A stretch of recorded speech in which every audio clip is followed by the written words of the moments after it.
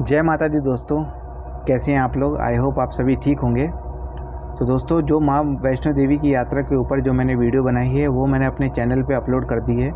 तो चाहो तो आप वो वीडियोस आप देख सकते हैं और साथ ही साथ कमेंट करके बता सकते हैं कि आपको वीडियो कैसी लगी। तो दोस्तों, आज की जो ये वीडियो है वो होने वाली है माँ वैष्णो देवी की यात्रा के ऊपर। मैं आपको पूरी डिटेल में बताऊँगा कि आप अगर माँ वैष्णो देवी की यात्रा करने का प्लान कर रहे हैं तो उससे पहले आपको किन किन बातों का ध्यान रखना चाहिए, और साथ ही साथ जब आप यात्रा करेंगे तो आपको कौन कौन से पॉइंट्स मिलेंगे और क्या क्या सुविधाएं आपको मिलेंगी, वो सारी चीज़ें मैं आपको बताऊंगा इस वीडियो में, ताकि आप मेरी तरह परेशान ना हो और आपको सिंपली आपको सारी चीज़ें पता हो पहले से ही कि आपको क्या करना है आगे। तो चलिए दोस्तों, वीडियो की शुरुआत करते हैं। हेलो, नमस्ते, प्रणाम, सत श्री अकाल एंड सलाम वालेकुम। दोस्तों, मैं हूं मनोज नेगी, आपका दोस्त एंड होस्ट, और आप देख रहे हैं मेरा YouTube channel blogger Manoj Negi. तो दोस्तों, सबसे पहले बात कर लेते हैं कि हमें प्लानिंग कब करनी चाहिए। अगर आप माँ वैष्णो देवी की प्लानिंग कर रहे हैं, यात्रा की प्लानिंग कर रहे हैं, तो आपको कम से कम 4 से 5 महीने का टाइम ले के चलना चाहिए। इससे क्या बेनिफिट है? इससे बेनिफिट ये होगा कि आपको माँ वैष्णो देवी के भवन में जो भी सुविधाएं मिलती हैं उसका आप लाभ उठा सकें।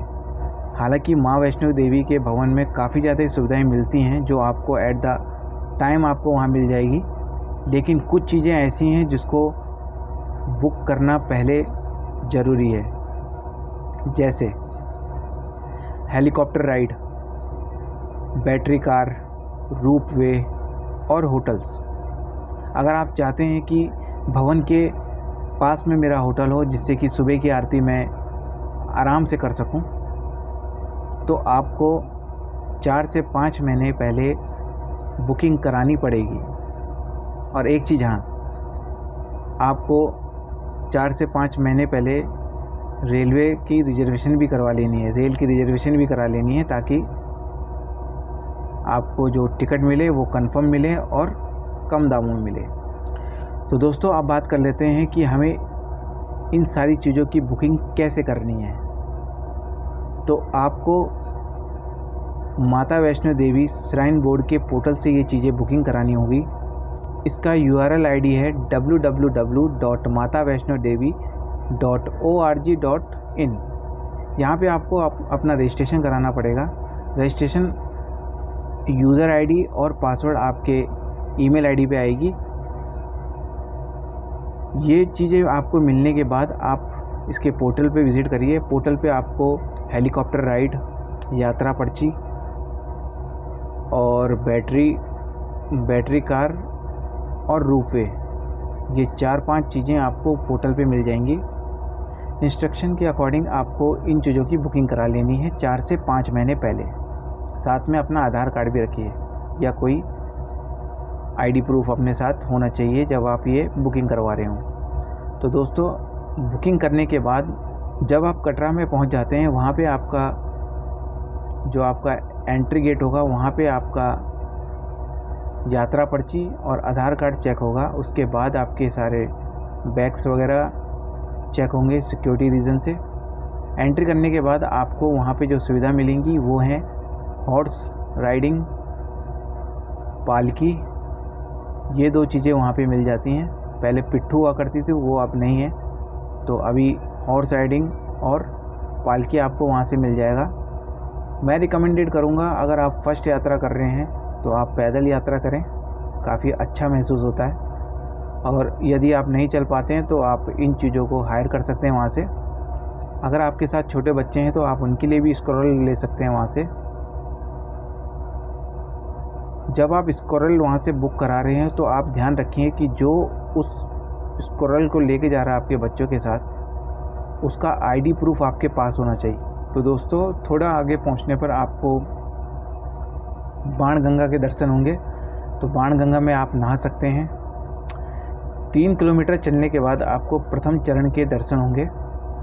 प्रथम चरण के दर्शन के बाद आपको 3 किलोमीटर और चलना है अर्धकुमारी के लिए। इस दौरान आपको खाने पीने की सारी सुविधाएं मिलेगी, शौचालय की सारी सुविधाएं मिलेंगी वहाँ पे। अर्धकुमारी पहुंचने के बाद आपको भोजनालय मिल जाएगा जो श्राइन बोर्ड के द्वारा चलाया जाता है। वहाँ पे आपको थोड़ा सस्ता खाना मिलेगा, लेकिन उसके लिए भी एक लंबी लाइन लगती है। खाना खाने के बाद आप अगर आगे बढ़ते हैं तो आपको 2 रास्ते वहाँ पड़ेंगे अर्धकुमारी से। एक है पुराने वाला रास्ता, एक है नया रास्ता, दूसरा है नया वाला रास्ता। तो जो दूसरा रास्ता है नया वाला, वहाँ पे आपको बैटरी कार की सुविधा मिल जाती है। अगर आपने बैटरी कार की बुकिंग कराई है तो आप वो सर्विस भी ले सकते हैं। हमारी में माँ वैष्णो देवी की गुफ़ा है, हालांकि आजकल वो ओपन नहीं है श्रद्धालुओं के लिए, पर आप उसको दूर से देख सकते हैं। आगे चलकर आप पहुंचते हैं सांझी छत पे, जहाँ पे कि हेलीकॉप्टर लैंडवे पैड भी बना हुआ है। तो अगर आप हेलीकॉप्टर से आते हैं तो आपको हेलीकॉप्टर द्वारा वहाँ पे उतारा जाएगा और फिर आप वहाँ से यात्रा करेंगे। माँ वैष्णो देवी के दरबार में पहुँचने के बाद आपको वहाँ से प्रसाद लेना है और जो भी आपका सामान होगा वो लॉकर रूम में रखना है। ध्यान रहे लॉकर के लिए ताला घर से ही लेके जाएं, ताकि आपका वहाँ पे टाइम वेस्ट ना हो ताला लेने में, क्योंकि ताले लेने के लिए भी काफ़ी लंबी लाइन होती है वहाँ पे। उसके बाद आप जाएंगे और वहाँ पे लाइन लगा करके अपनी यात्रा पर्ची दिखाएंगे और अंदर माँ वैष्णो देवी के दर्शन करेंगे। उसके बाद आप सीधे जाएंगे भैरवनाथ के दर्शन करने के लिए। भैरवनाथ का जो मंदिर है वो करीबन 3 किलोमीटर है भवन से। रोपवे का आपके पास टिकट है तो आप रोपवे से आप दर्शन कर सकते हैं जाकर। वहाँ से सिर्फ 5 मिनट में वो लेके जाती है और 40 से 45 लोगों की कैपेसिटी है उसकी रोपवे की। बाबा के दर्शन करने के बाद